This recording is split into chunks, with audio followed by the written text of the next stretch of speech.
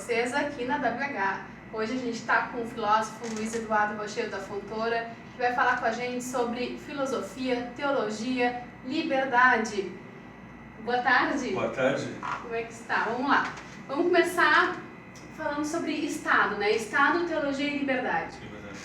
E até que ponto, a primeira pergunta que eu tenho é uma conversa, um bate-papo, né, esse canal. Vou começar te perguntando em que aspectos o Estado poda a questão da liberdade. É muito prazer estar com vocês aqui, pela oportunidade. O Estado, com a liberdade, ele está no sentido amplo da organização, com uma relevância e uma ponte junto com a teologia. A teologia integra uma moral absoluta por uma identificação minha, né, com o filósofo alemão Hegel, Georg Hegel, em que ele diz que o absoluto envolve uma racionalidade juntamente com um sentimento e uma fé. Só que esse sentimento entre representação e fé está para o lado teológico. O Estado tem o dever e o direito de organização na sociedade como indivíduo, como sua subjetividade e objetividade. Hegel já dizia na monarquia constitucional, ou seja, a Constituição prevalecendo, dando ao indivíduo, né, a liberdade. O Estado dá essa liberdade? O Estado como dever moral deve ter que dar essa liberdade ao indivíduo, mas exercendo um limite para a sua organização interna e externa. Mas seria a democracia essa liberdade? A democracia é uma maneira mais próxima e bem representativa de uma liberdade individual. Nela, atribuindo uma moral religiosa, uma moral que vem já de longas datas, padrão do sujeito na sua comportamento, na sua conduta. Mas moral é subjetivo ou não? Aí é que está, a moral do indivíduo, assim como a organização estatal, né, ela limita na sua amplitude da esfera da lei. A esfera da lei deve ser preservada, arguída e questionada. Então dá para dizer que a política, as regras sociais, elas vêm ao encontro de preservar uma moral na sociedade? Preservar uma moral na sociedade, exatamente. Os ensinamentos cristãos, desde os tempos, deu-se a tendência imanente do cristianismo e de tantas outras religiões, ela por si própria se preocupou em direcionar uma conduta satisfatória e de bem-estar para a população, para os indivíduos em si, na sociedade. Então, a religião em si, ela é uma alienante, ela se aliena ao poder estatal, por ora pode ser em algumas sociedades laicas e outras não, teocráticas, mas na medida que ela se preocupa, se valesse da convivência entre os indivíduos, uma convivência saudável e de paz. É aí que estão tantos problemas da sociedade. No caso da igreja, ela usa a espiritualidade para reger as regras e a moral civil. Exatamente. A religião tem sido uma tábua muito satisfatória de salvação, e já nas palavras de Cristo, independente de qualquer religião. Então eu já deixo bem claro aqui, independente de qualquer religião. Como exemplo, postura de convivência, uma postura de amor ao próximo, né?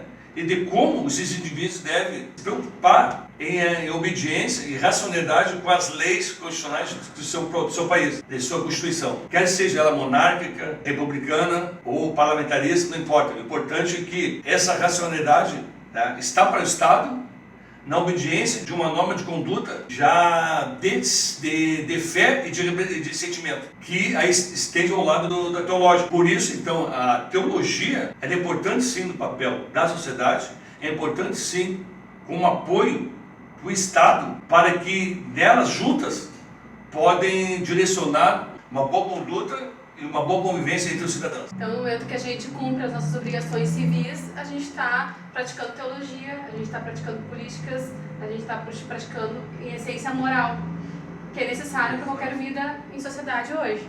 Essa é a síntese, de acordo com Hegel.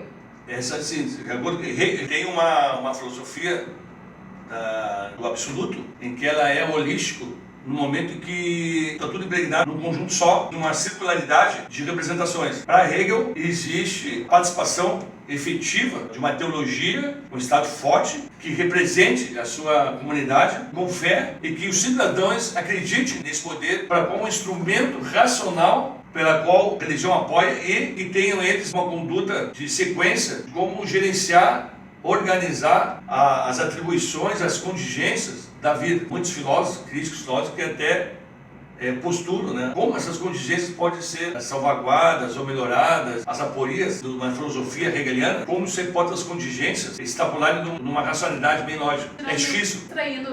Excluindo dessa conversa a questão da teologia, Então, supondo que existem pessoas que não têm fé religiosa. Aí como é que se organiza? Penso, e aí se usa a ética para suprir a falta da teologia e se dá a organização política e social necessária para uma moral. Exatamente. Eu não sei se Hegel, como é que Hegel aborda a questão da ética na sociedade. Exatamente, não, e muito, porque assim, a ética e a racionalidade entre o Estado laico ou não, deveria ser uma prerrogativa universal, que é a universalidade circular, de que a boa conduta já pré-estabelece uma fidelidade para as leis da Constituição, ou seja, com obediência às normas e às leis regidas no país. Ou seja, a boa obediência, sendo ela salutar, saudável e dialética, ela por si só, ela toma um basamento de bom convívio, de uma harmonia dentro das orações individuais e entendendo assim a palavra do Estado, entendendo assim a força do Estado. Tem que haver um gerenciamento, tem que se dar um nó no momento, que esse nó, até na faculdade foi muito questionado isso, que esse nó, uma vez ou outra, essa sangria vai ter que ser estagnada. E só mediante a lei. Então, por isso, tantas discussões parlamentares, governadores e todas as instituições, para que essa lei possa obedecer, que possa vir a contribuir para uma norma coletiva e subjetiva. O Estado tem também os seus interesses próprios, porque ela precisa sim reger a conduta do indivíduo e da sociedade em si, né? Mas há os desejos individuais e há os desejos coletivos. Falando de desejos individuais, existem as rebelias, existem a contramão de tudo isso, que de repente é a anarquia. Tudo isso pode de encontro contra essas questões de ordem social que a gente está falando, mas também podem gerar mudanças significativas e importantes para o desenvolvimento da humanidade.